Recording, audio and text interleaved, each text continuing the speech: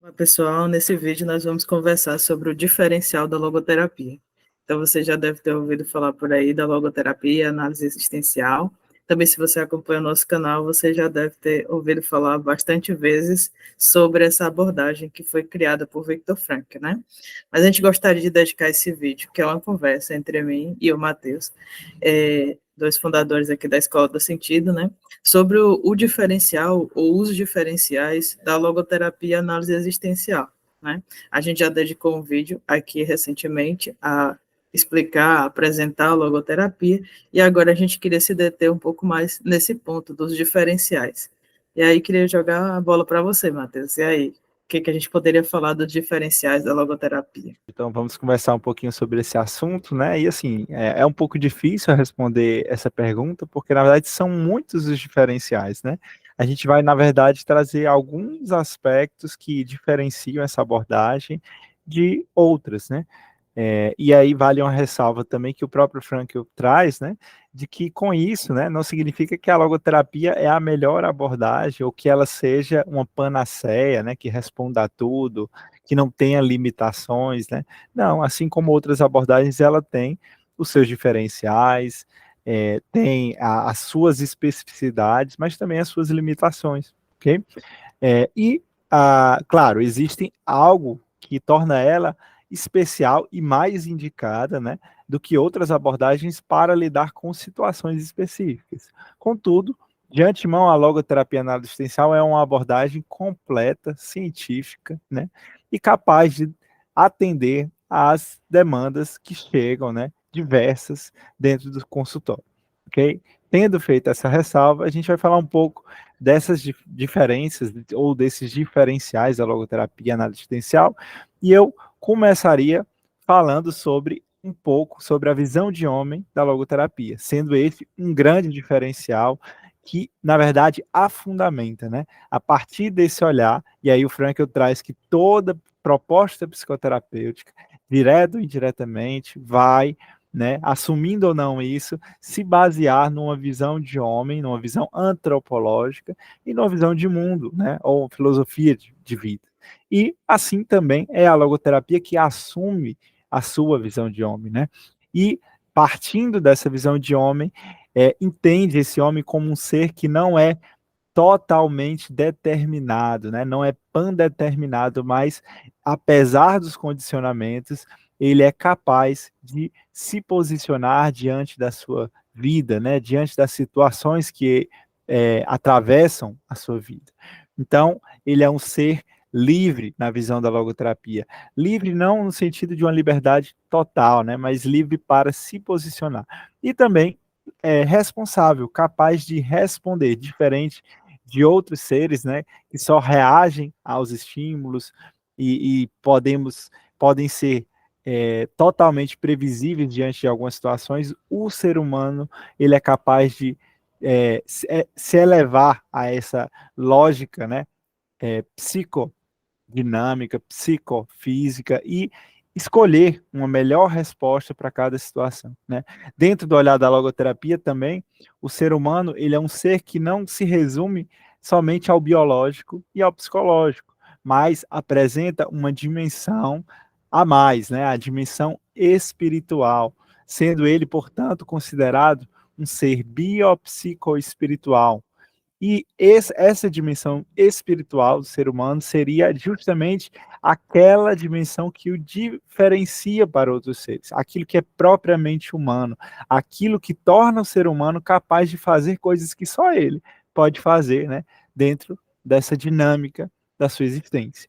Então, aspectos dessa espiritualidade têm a ver com a religiosidade, a criatividade, o senso artístico, ético, desse ser humano, a intencionalidade, a busca por um sentido, a captação de valores na vida. Então, isso são alguns dos aspectos que tornam, né, dentro dessa visão de homem da logoterapia, um grande diferencial e, na verdade, quando a gente compara, né, a logoterapia com outras abordagens, a gente vai ver que ela é uma das poucas abordagens que inclui, né, dentro dessa visão de uma proposta psicoterapêutica, o espiritual, né?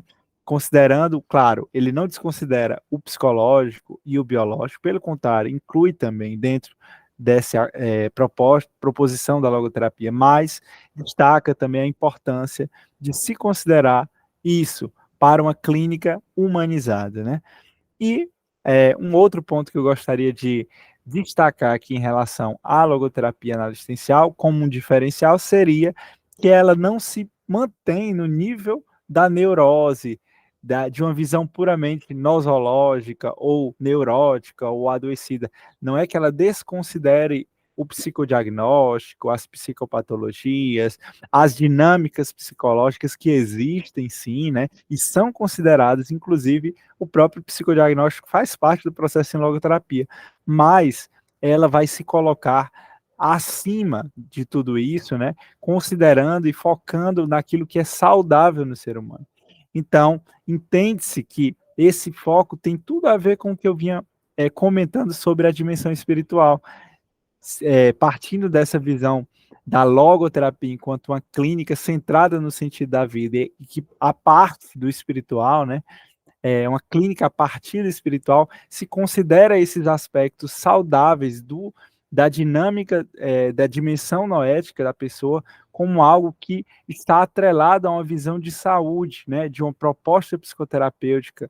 E a gente não precisa promover saúde dentro da visão da logoterapia somente focando em resolver problemas, né, em remir sintomas.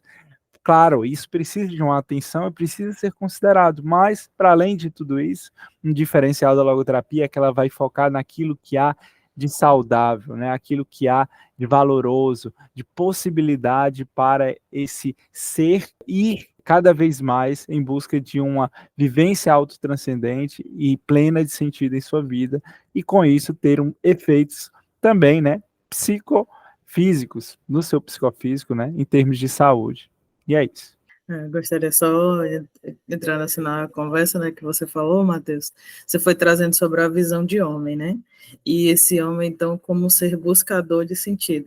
Então, uma coisa que a gente vê em alguns, né, livros do Frankl, é ele tentando fazer uma distinção que vivenciar essa busca de sentido, ou de um certo modo, sentir que você não que você está passando por um momento de frustração existencial, de vazio existencial, não quer dizer necessariamente adoecimento, não quer dizer necessariamente doença, né? Então, muitas vezes, o Frank vai colocar que, às vezes, essas experiências de vazio, essas experiências de frustração, elas são como que um grito, né, da nossa existência para que a gente comece a se engajar numa busca por sentido. E ela pode vir a ser patogênica, né? A gente pode conversar sobre isso em outros vídeos, até pode, mas não necessariamente o é.